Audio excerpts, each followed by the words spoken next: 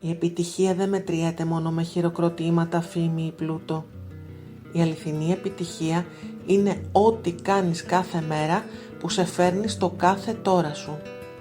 Είναι η προσπάθεια, η εξέλιξη, η αγάπη, η φροντίδα, η ευγνωμοσύνη, η καλοσύνη με την οποία επιλέγεις να υπάρξεις.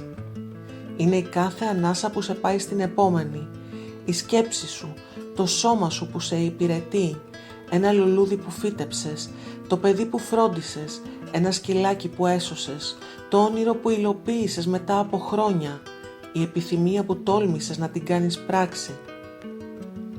Τα ζεις αυτά τα μικρά θαύματα, τα χαίρεσαι ή τα προσπερνάς. Μην περιμένεις κάτι μεγάλο και τρανταχτό για να νιώσεις χαρά.